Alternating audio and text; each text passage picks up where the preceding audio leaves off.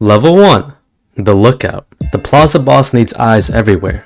That's you. You're 15, sitting on a plastic chair outside a convenience store in Culiacan. You have a phone, a Coke, and one job. Watch the road. If you see military trucks, you text a bird. If you see black SUVs with tinted windows, you text a snake. That means rival cartel. You're paid $100 a week. Cash. No questions. The other guys don't talk to you. You're furniture. But you're learning. You see how the system works. The police drive by twice a day. They wave. They're on payroll. The real threat is the Marines. They can't be bought. One day, a convoy rolls through. You freeze. You forgot to send the warning. 30 seconds later, your phone explodes with messages. Where were you? You asleep? A man appears next to you. He doesn't yell. He just looks at you. Next time, we bury you in the desert. You don't forget again. Level 2. The Transporter. You're 18. A man approaches you at a gas station. You know how to drive? Of course you do. Good. Tomorrow, 6 a.m. Warehouse on the south side. You show up. There's a white semi-truck. The cargo area is loaded with watermelons. Hundreds of them. Underneath the watermelons, welded into the floor, are 500 kilograms of methamphetamine. Your route? Sinaloa to Tijuana. 8 hours. If you get stopped, you go into prison for 20 years. If you make it, you get 3,000. You drive. Every time you see headlights in the mirror, your stomach drops. But you make it. You park at a warehouse. Men unload the truck. One of them hands you an envelope. You've never held this much money in your life. You do it again next week. And the week after. You're making more in a month than your father made in a year before the cartel killed him for refusing to sell his land. Your work becomes routine. You stop being scared.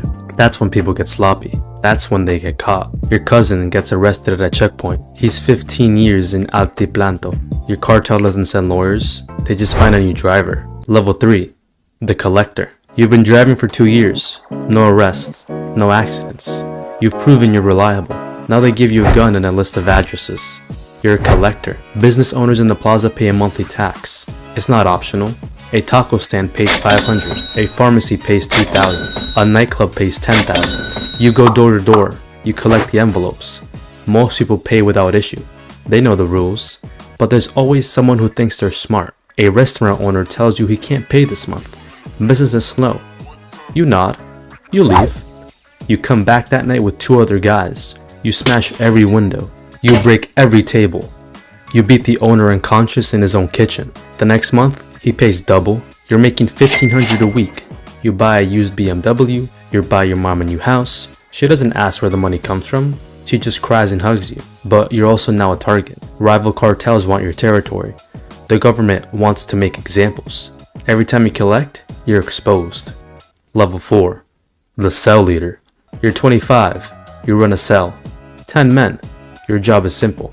Move product and protect territory. The cartel supplies you with 100 kilos of cocaine every month. You break it down.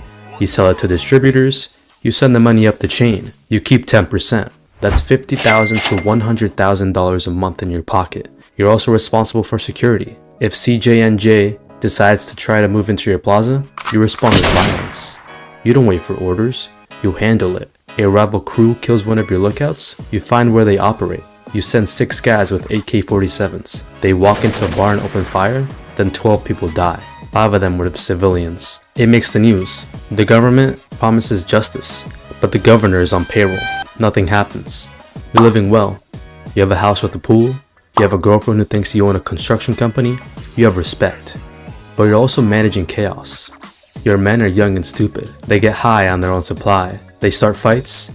They attract attention. You have to discipline them. Sometimes that means a beating. Sometimes that just means a bullet. And the pressure from above is constant. The regional boss wants more money. Always more. If you don't deliver, you're replaced. And replacement is permanent. A quick announcement to you, my dear viewer.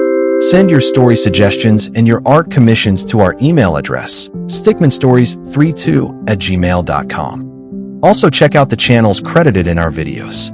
Also get vital health supplements on anti-aging, testosterone, weight loss, and stress relief.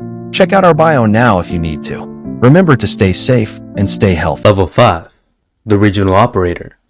You control a city now. Maybe it's Reynosa or Nuevo Laredo. You have 5 cell leaders reporting to you. You manage the supply, the distribution, and the violence. Your meetings are in a safe house that change every week.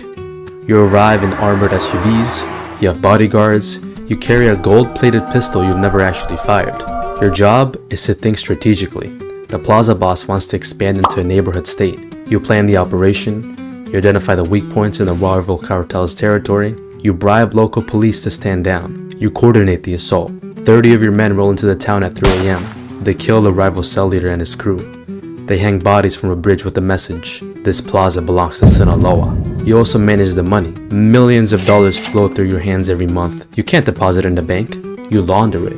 You buy restaurants, car washes, construction companies, legitimate businesses that hide illegal profits. You're making $200,000 a month. You have properties in 3 states. You have a wife and kids who live separately from your work life. You tell them you're an import/export guy. They don't ask questions, but the walls are closing in. The DEA has your phone tapped.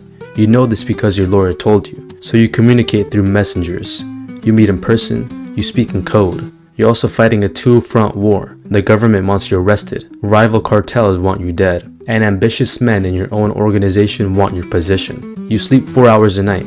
You trust no one completely, not even your brother. Level 6. The Plaza Boss. You run the state. Every drug shipment, every murder, every bribe goes through you. You have 500 men working under you.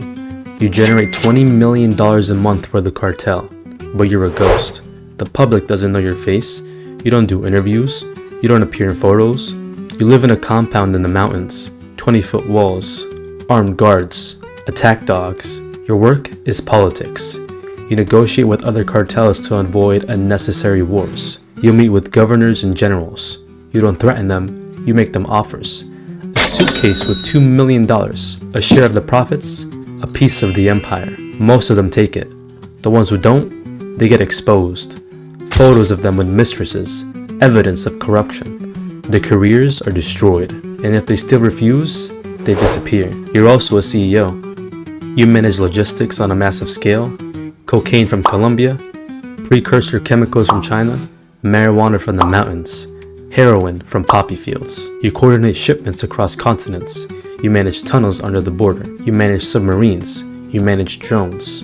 You're making $1 million a month personally, but money's just a number on a screen. You have everything you could want and nothing you actually need. You can't go to your daughter's quinceañera, that's too dangerous. You can't visit your mother's grave. Snipers might be waiting. You live in a golden cage, and the paranoia is eating you alive. Your head of security might be working for the DEA. Your accountant might be skimming. Your right-hand man might be planning a coup. You execute 2 of your men based off suspicion alone. Better be safe than sorry. Level 7. The cartel leader. You built this. Maybe you inherited it from your father or your uncle. Maybe you killed your way to the top. Either way, you're the boss now. Your organization moves 100 tons of cocaine a year. You have cells in 15 countries. You have politicians in 6 states under your control. You're worth $3 billion. But your name is on every wanted list in the world. The US has 10 million bounty on you. The Mexican government has special forces hunting you. You move between safe houses every 3 days. You communicate through encrypted messages that are destroyed after being read. You've had plastic surgery twice. Your own children don't even recognize you. You meet with the leaders of other cartels. You divide Mexico not like a business deal. You get Sinaloa and Sonora. They get Tamaulipas and Veracruz. Everyone makes money. Everyone stays alive, but it never lasts. Someone always gets greedy. War breaks out. Hundreds die. Towns become battlefields. And you can't stop. If you try to retire, your own people will kill you. You know too much. You're too dangerous to be left alive. You're the most powerful criminal in the Western Hemisphere. You're also the most hunted man on Earth. Level 8. Supermax. They got you. Maybe it was a raid. Maybe it was a betrayal. But you're in the cell of ADX Florence, Colorado. 23 hours a day in isolation. Concrete walls. Steel door. No windows. You'll die here. There's no escape. No bribe works. No army can break you out. El Chapo tried twice. He's in the cell next to yours now. You had billions. You had an empire. Now you have 4 concrete walls and the rest of your life to think about every person you killed to get there. Level 9. The successor. But the cartel doesn't die with you. Your nephew takes over, or your son, or your lieutenant. Someone always steps up. The drugs keep flowing. The money keeps moving. The bodies keep piling up. The cycle never ends. You were the king. Now you're a legend. A cautionary tale. A ghost story that parents tell their kids. This is what happens when you get too greedy, when you think you're untouchable.